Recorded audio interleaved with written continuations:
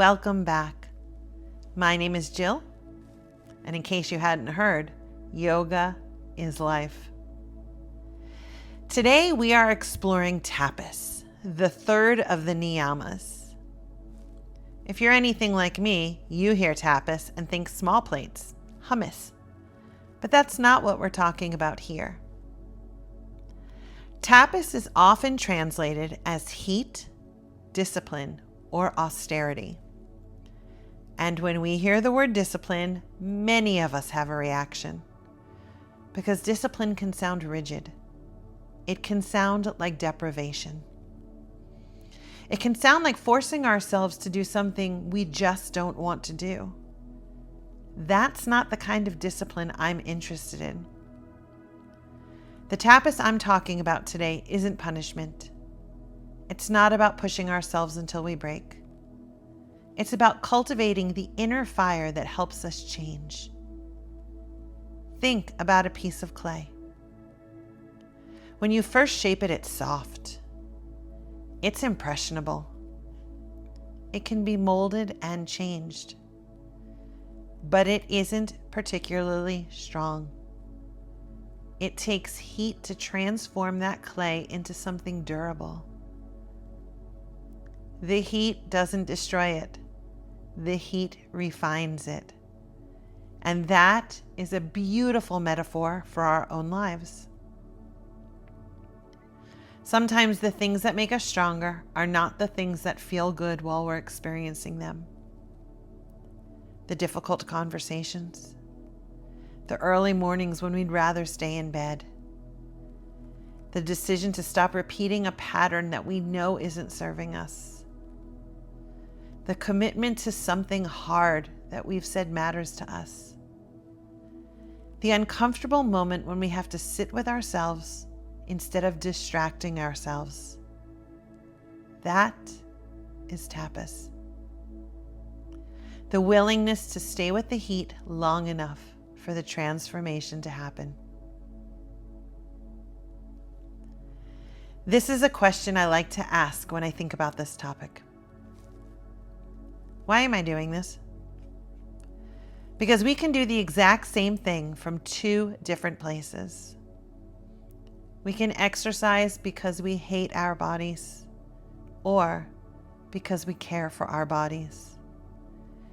We can work hard because we believe we're only valuable while we're productive, or because we're passionate about something meaningful. We can say no because we're afraid, or because we're protecting what truly matters. From the outside, those things may look exactly the same, but internally they are completely different. So Tapas asks us to examine the fire that we're feeding. Is it fueled by shame? Is it fueled by fear? By the need to prove ourselves? Or is it fueled by love, by purpose, by the desire to grow? Discipline fueled by shame says, I have to do this because I'm not good enough. Discipline fueled by love says, I'm willing to do this because what I'm creating matters to me. That distinction changes everything.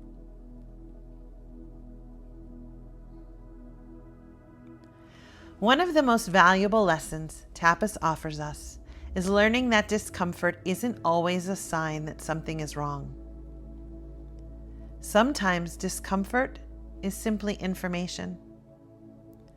Sometimes it's the feeling of doing something unfamiliar. Sometimes it's the resistance we feel when we're breaking an old habit. Sometimes it's the discomfort of telling the truth, or setting a boundary, or beginning again, or staying committed when the excitement we felt at the beginning has disappeared. We live in a culture that encourages us to eliminate discomfort as quickly as possible. Distract yourself. Scroll. shop, eat, drink, work, stay busy. Do anything other than sit with the uncomfortable feeling. But what if we don't always need to escape the heat? What if sometimes we need to sit beside it long enough to understand what it's trying to teach us? Tapas doesn't ask us to suffer unnecessarily. It asks us to develop the capacity to remain present, to notice the impulse to run, and sometimes choose to stay anyway. There's a moment in every challenging experience when the mind starts negotiating. I'm done.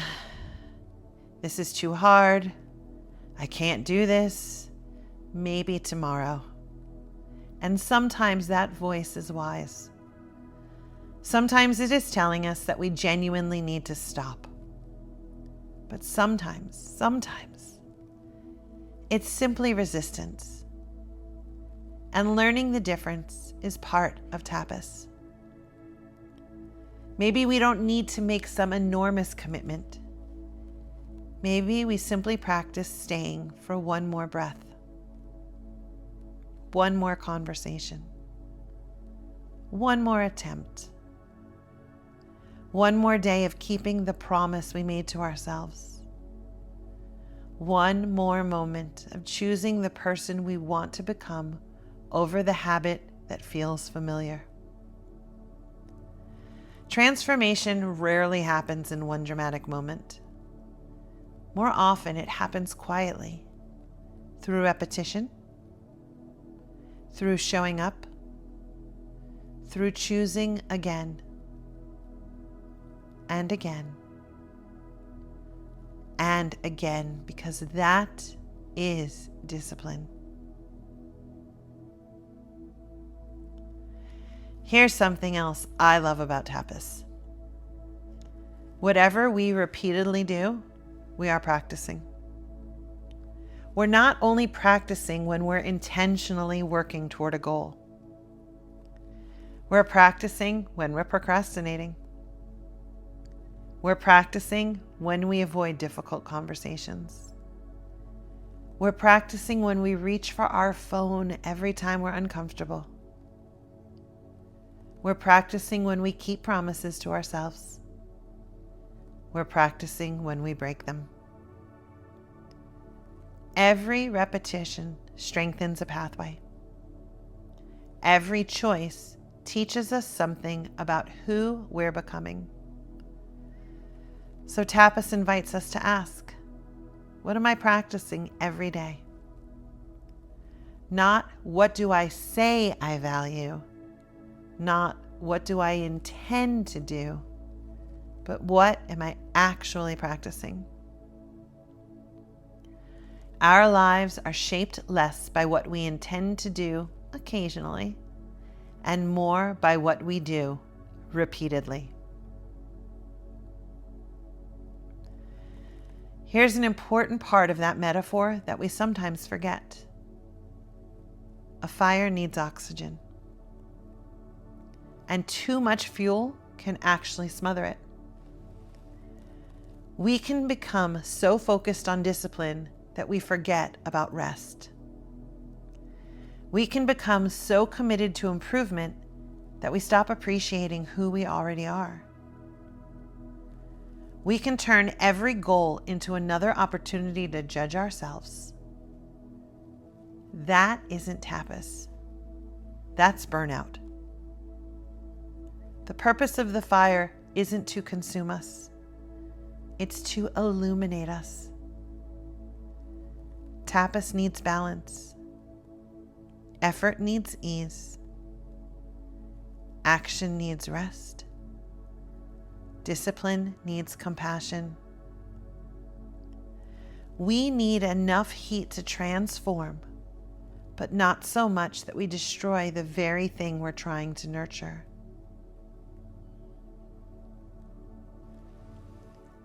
Think about something right now in your life that you've been avoiding. Maybe it's a project you've been saying you'll start. Maybe it's something you've been meaning to finish. Maybe it's a conversation you've been putting off. Maybe it's a habit you know isn't serving you anymore. You don't have to solve it right now, just bring it to mind. Notice what happens inside you. Does your body tighten? Does your mind immediately create reasons why you can't? Do you feel resistance? Just notice. And then ask yourself, is this something I truly need to walk away from? Or is this simply being uncomfortable because I'm growing? That question alone can create a little space between discomfort and reaction. And oftentimes, that's where our power lies.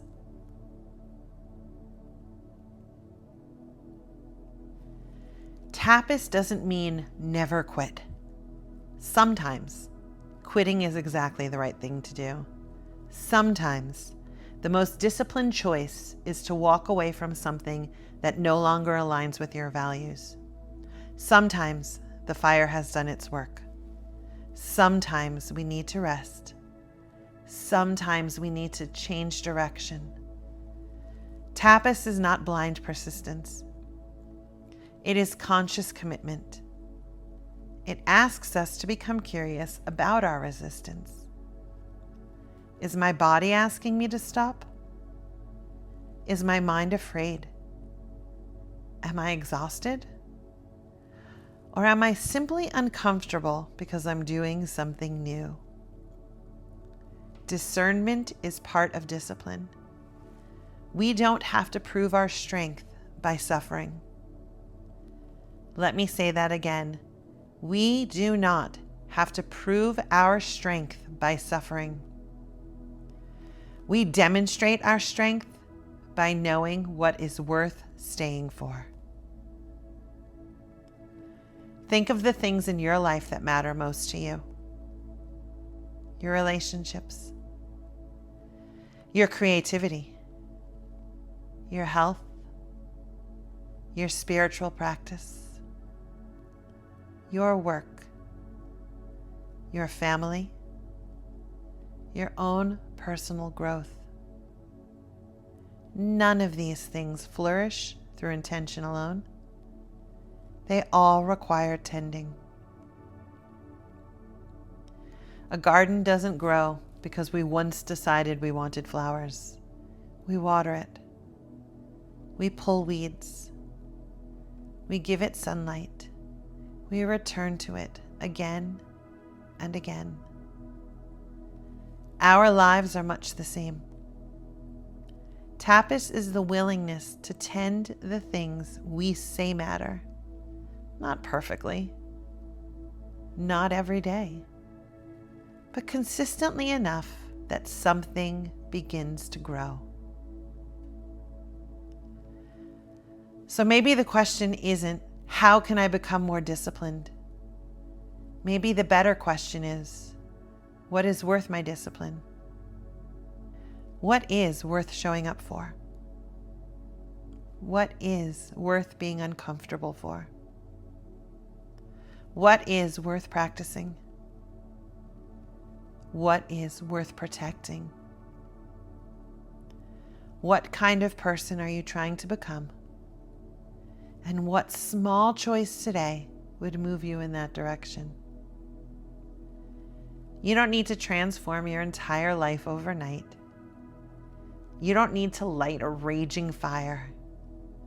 Sometimes tapas is just a spark. One intentional choice. One promise kept. One uncomfortable conversation. One more breath. One more attempt. One decision to show up for yourself. And then tomorrow, you choose it again. The fire is built through repetition. So as you move through the rest of your day, notice where resistance appears. Instead of immediately asking, "How do I get out of this?" try asking, "What is this moment asking me to practice?" Maybe it's patience. Maybe it's courage. Maybe it's honesty. Maybe it's boundaries. Maybe it's letting go. Maybe it's staying present.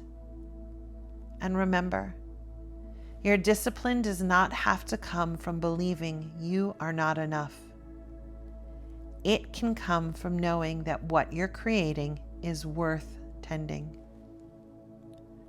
The fire isn't here to punish you. It's here to illuminate what matters, to refine you, to strengthen you, to help you become more fully yourself. Take one slow breath in. And now exhale. Notice your inner spark. You don't have to make it a wildfire. You just need to keep it alive. Thank you for spending this time with me. As always, yoga reflects life. Yoga mimics life. Because yoga is life. Stay tuned for a breathing exercise to support this beautiful lesson on tapas. I started this podcast because I love the ethical lessons of yoga and I love sharing them with you. That's why I'm committed to keeping this and my video content free. If you'd like to support my work or simply say thank you, visit www.buymeacoffee.com/Jilly.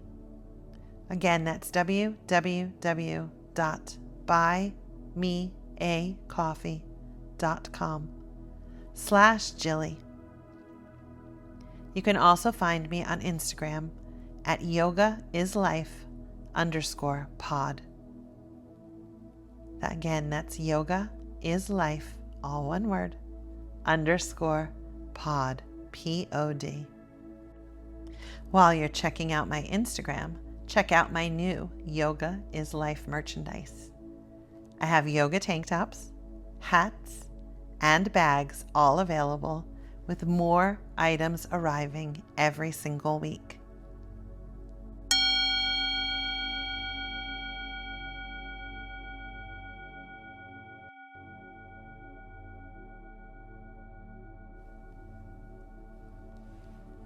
I'm so glad you're here. Together, today, we're going to explore tapas through the breath. Tapas is often translated as heat, discipline, or inner fire. But this isn't a practice about forcing. It isn't about pushing yourself harder or proving how much you can endure. Tapas is the willingness to stay present, to keep showing up for what matters, to meet a little resistance without immediately running from it. And sometimes, tapas is simply taking one more breath. So find a comfortable position. You can sit or lie down, and let your body settle. Allow your shoulders to soften. Relax your jaw. Let your hands rest comfortably. And if it feels good, close your eyes or soften your gaze. Take a slow breath in through the nose, then gently exhale through your mouth. Again, inhale through the nose and exhale through the mouth. One more time, a full breath in and a long, easy breath out. Now allow your breath to return to its natural rhythm. Notice where you are. Notice how you feel. There's nothing you need to accomplish here. We're simply going to begin. Start to deepen your inhale just slightly, not dramatically, just enough to notice the breath moving more fully through you. And then let your exhale become smooth and complete. Again, a little more breath in and a steady breath out. And as your breath becomes more full, begin to notice the subtle sound of your own breathing.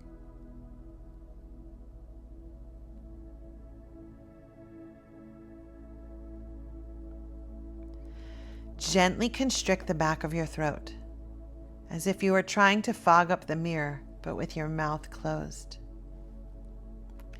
You may start to hear a soft ocean-like sound. This is Ujjayi breath. There's no need for it to be loud, just steady, smooth, rhythmic. Let the sound become an anchor, something you can return to. Inhale and listen. Exhale and listen.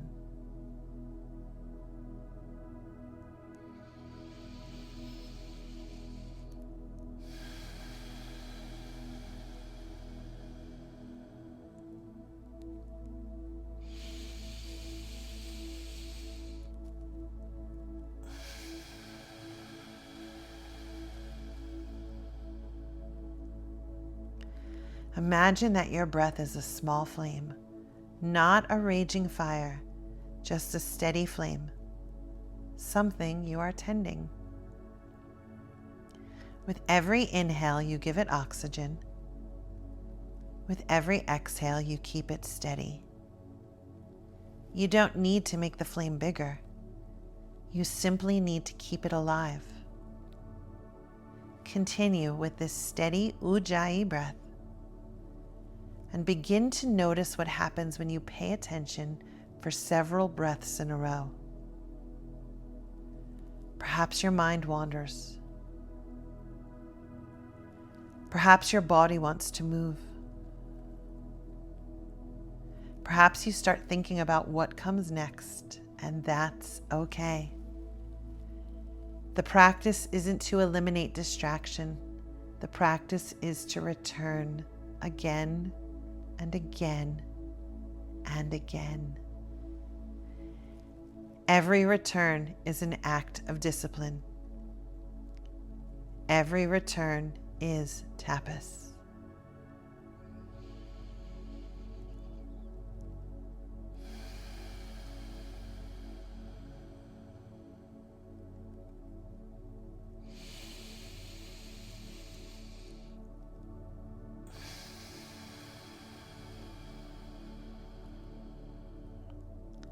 Notice your next inhale.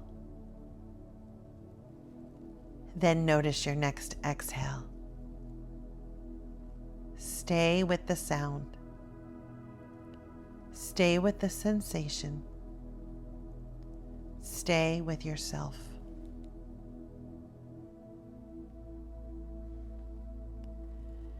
Now, without changing the breath, notice your relationship with it. Perhaps you're beginning to feel a little more heat in your body. Maybe your breath feels more noticeable. Maybe your mind is becoming restless. Whatever you're experiencing, just notice it. You don't need to change it. You don't need to make it something more comfortable. You also don't need to make yourself uncomfortable. That distinction is important. Because tapas is not about suffering. It's about becoming familiar with the moment we want to escape. So notice that moment. And when you feel the urge to shift, stop, or move away, take one more breath. Not because you have to, because you're choosing to stay. One more breath. Inhale. And exhale.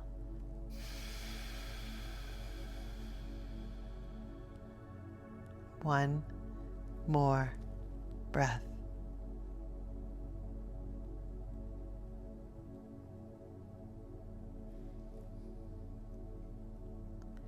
Now ask yourself quietly, can I stay present with this? It's not forever. It's not even for another hour. It's just for this next breath. There are so many moments in life when we reach an edge. The moment when something becomes difficult. The moment when we're tired. The moment when we're frustrated.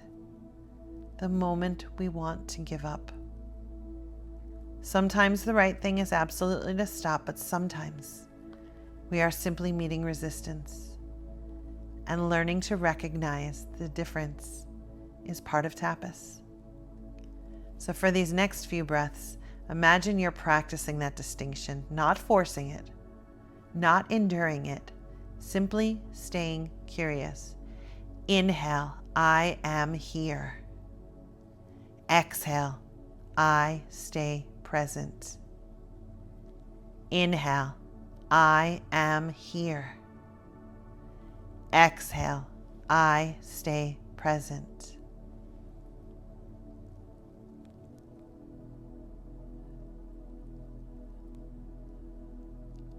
One more breath.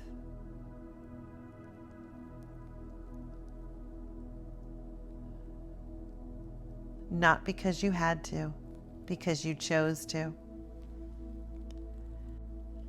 Now allow your breath to return to natural. Let go of your ujjayi sound. Return to your ordinary breath. Notice how it feels. And consider this. What are you practicing every day? Not what you intend to practice. Not what you wish you were practicing. What are your daily choices actually teaching you? Are you practicing patience? Courage? Consistency?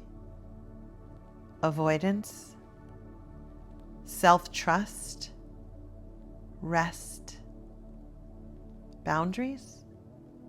Because every repetition strengthens something, and every choice becomes part of who we are becoming.